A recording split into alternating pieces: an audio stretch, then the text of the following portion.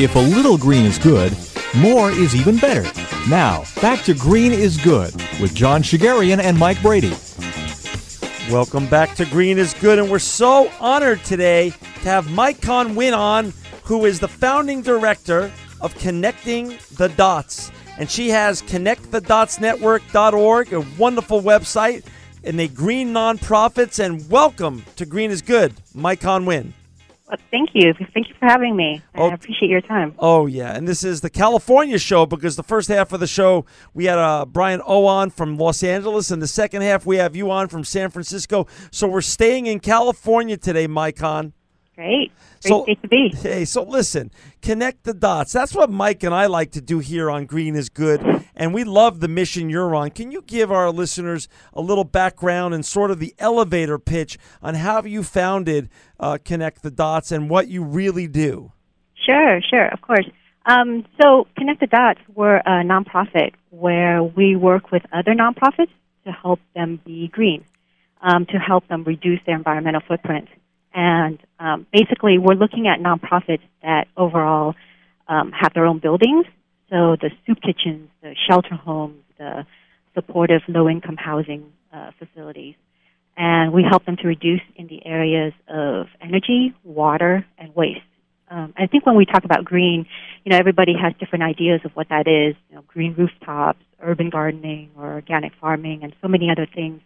And we've chosen those three things, water, energy, and waste, as a way to not only reduce the ecological footprint, but also the utility cost of a budget. Beautiful. So that's a wonderful mission. So talk a little bit. Our listeners love to hear the journey of our guests. So can you share a little bit about how you came to be in this space, your childhood a little bit, where you got the green bug from, and then as a professional, how you evolved to come to have this wonderful organization? Yeah, it's interestingly enough, my background, my training is in IT and information technology. And actually my career has been, I've worked in the providing information technology consulting in the private sector for about 12 years or so before branching out and starting my own consultancy to provide the same services to the nonprofit for 6 years.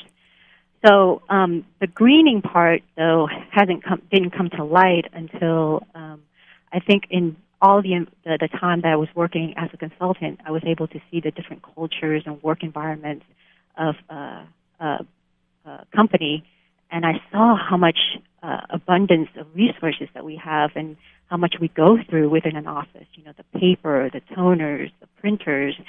And I think that the misalignment between that and then my own sense of, I immigrated to the U.S. back in 1979 from Vietnam. Right. And it's during that trip, that journey of hardship, that lack of resources, reestablishing our lives here in the U.S., that the idea of wasting anything, especially resources like natural resources or financial resources, is just not something you do.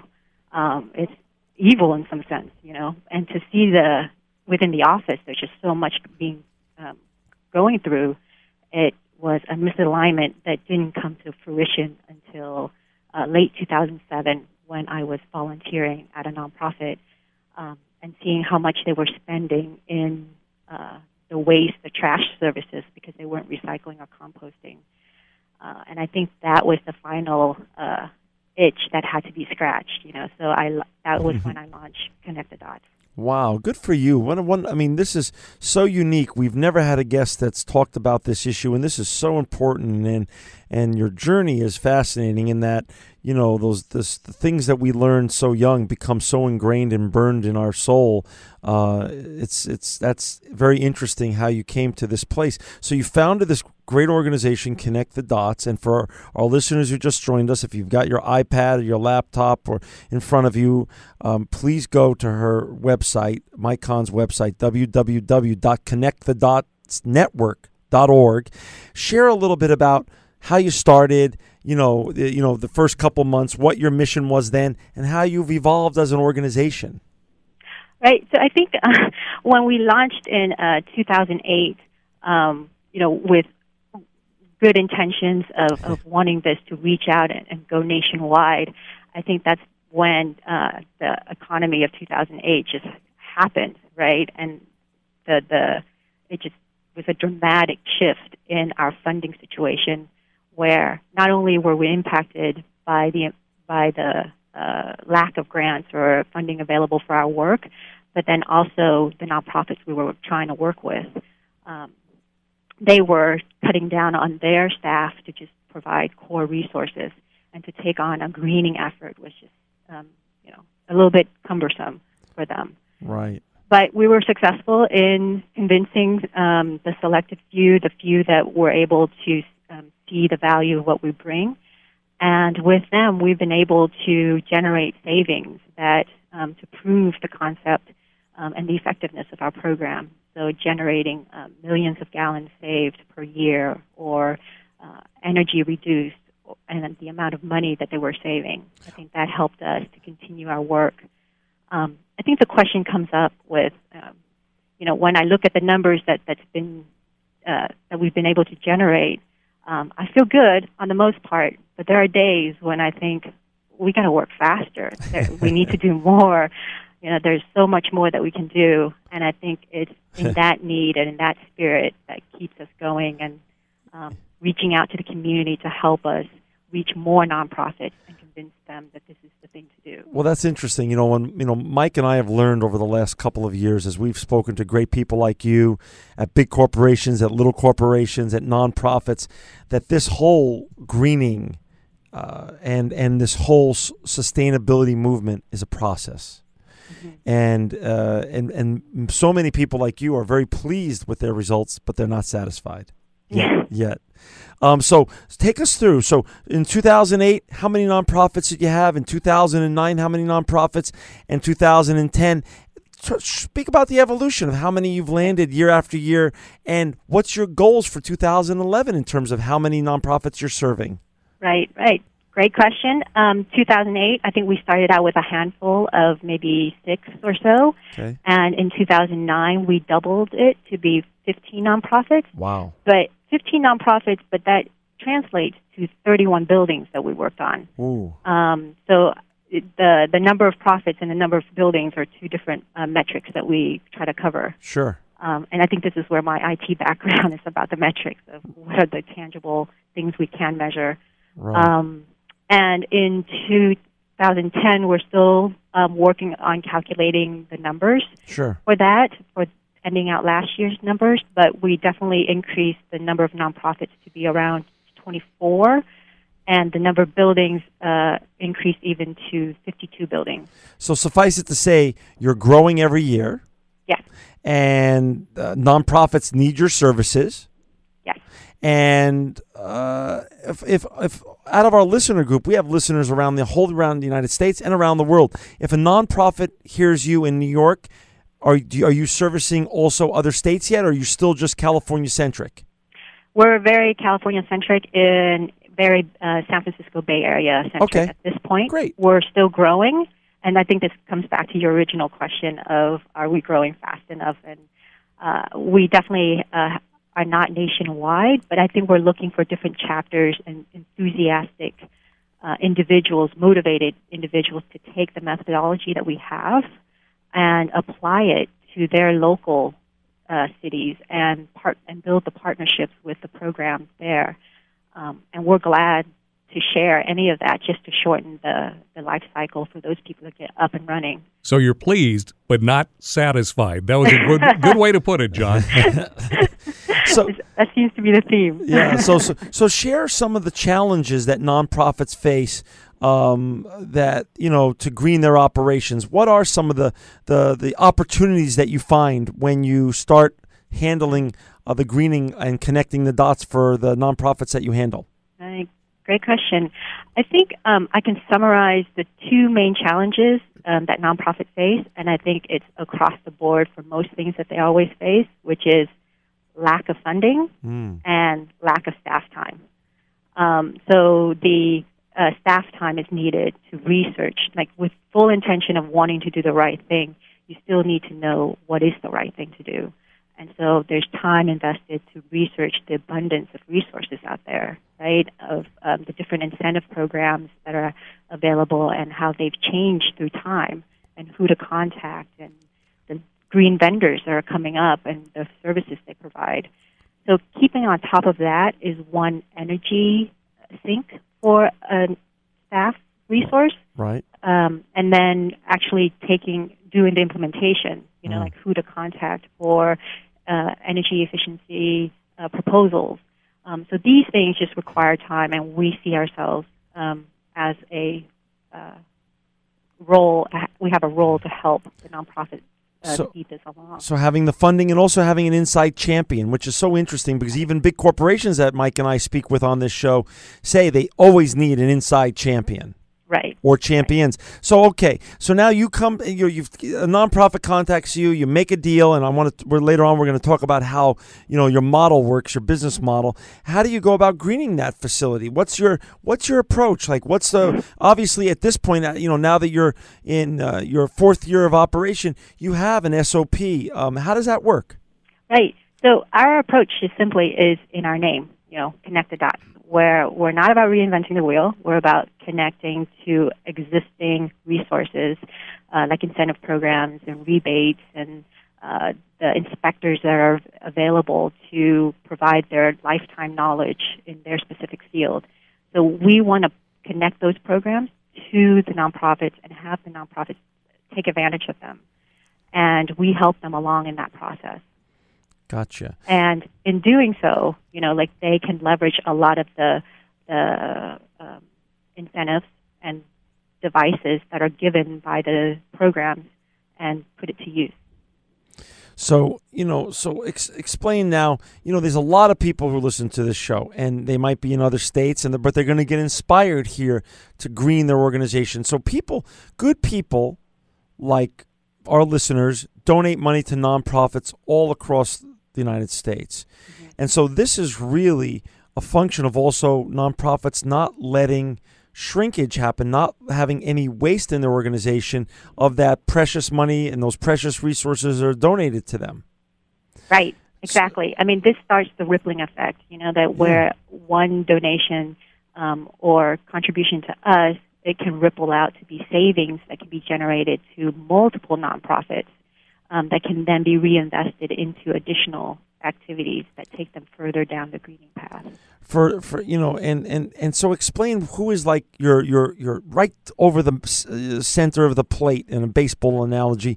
Who's the best kind of nonprofit that's suited for your services? Great question. I think the three things that would make the nonprofits the best profile for us would be a nonprofit that has the authority to authorize facility changes.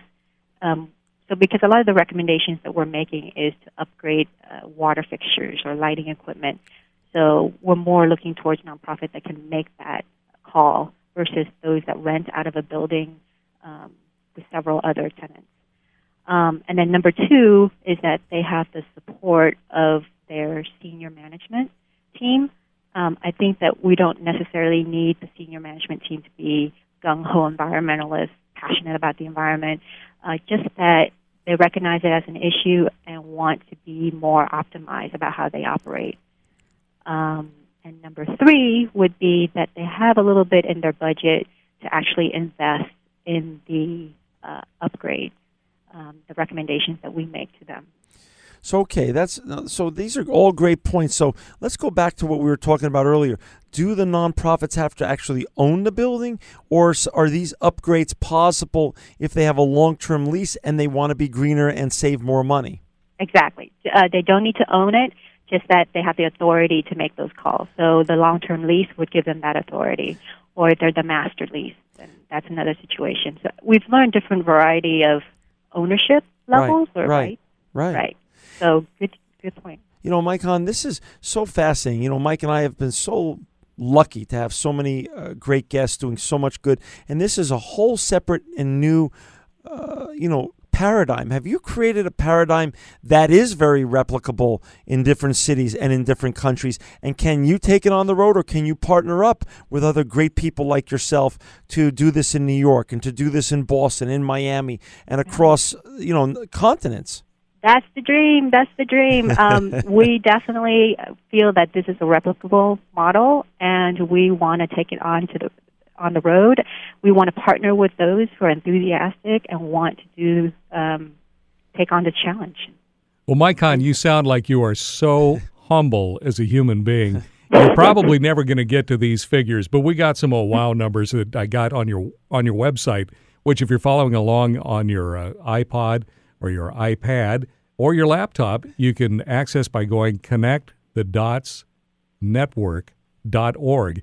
And just a couple of things. In 2009, Connect the Dots partnered with 15 Bay Area nonprofits, guiding their 31 direct service and supportive housing facilities towards sustainability. John, you're going to love these numbers. Okay. Annually, these nonprofits will collectively conserve 2.9 million gallons of water.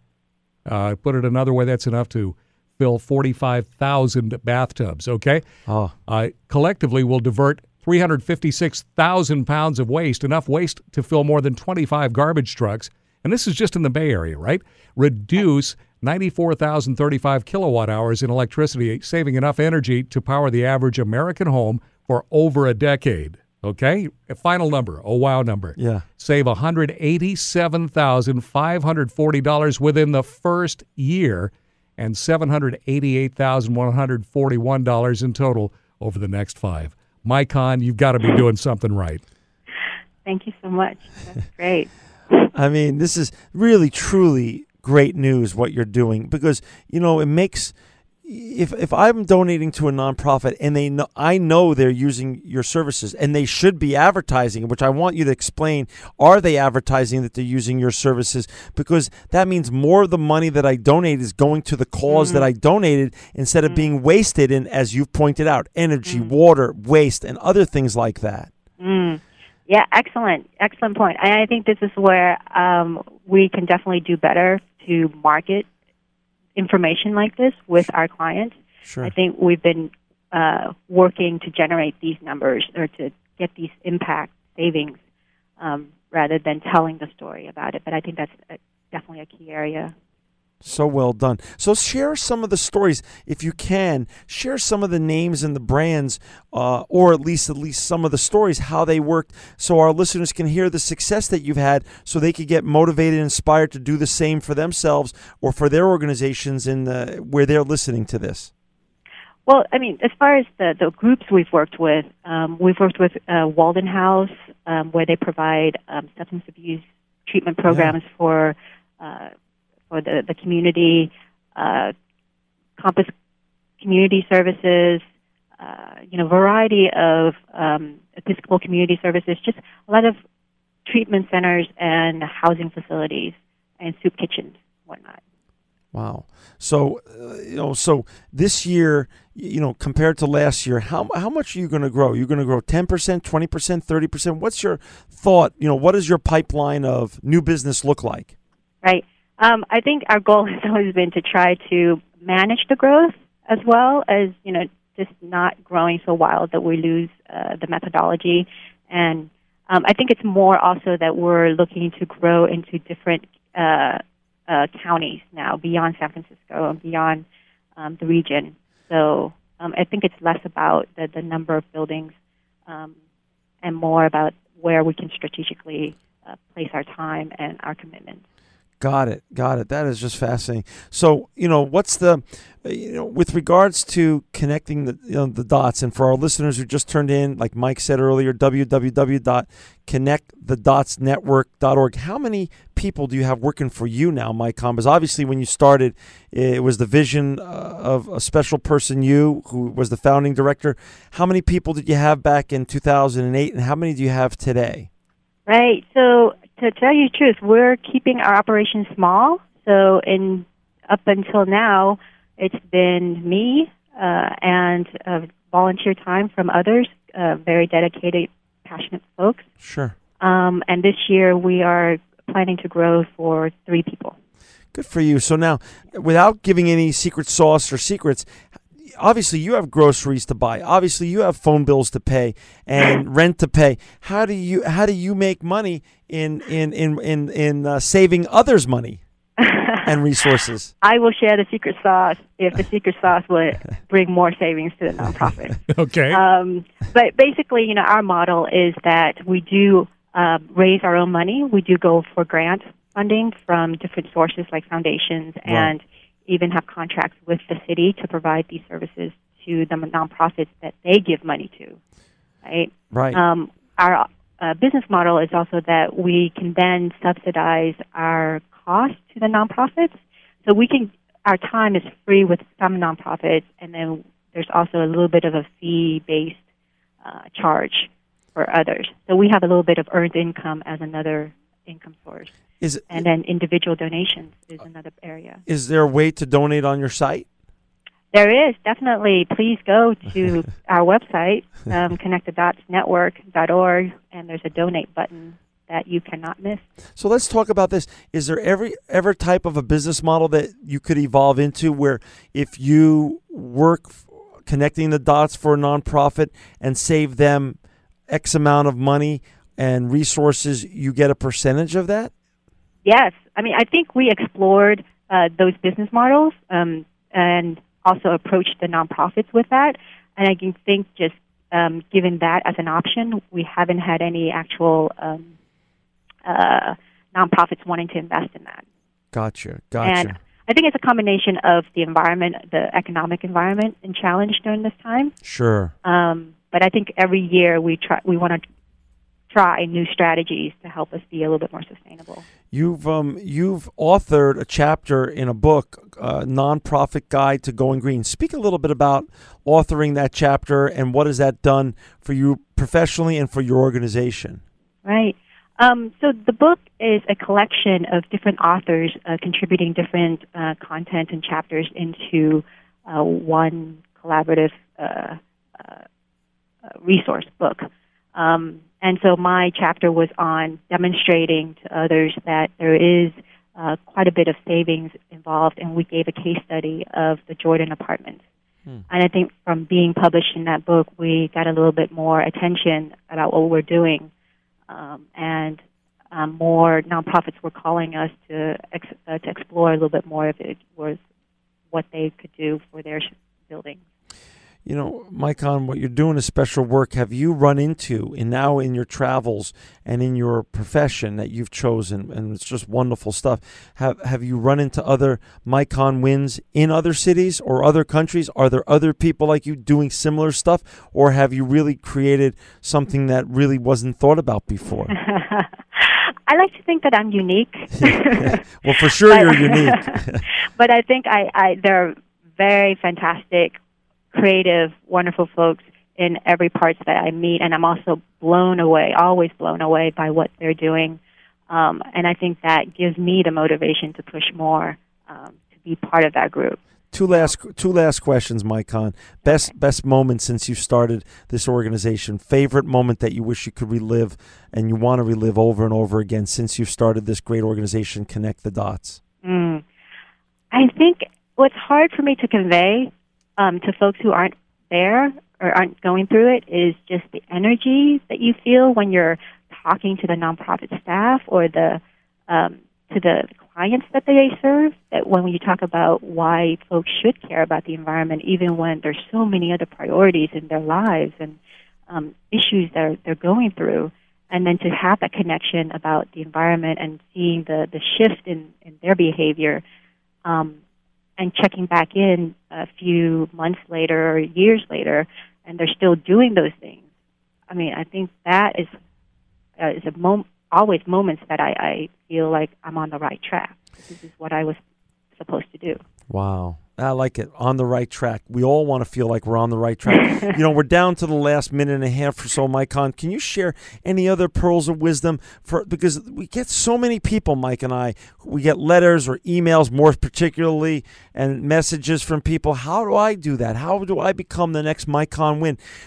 Share with a lot of college students listen to this, a lot of high school students, and a lot of people looking to recycle their career.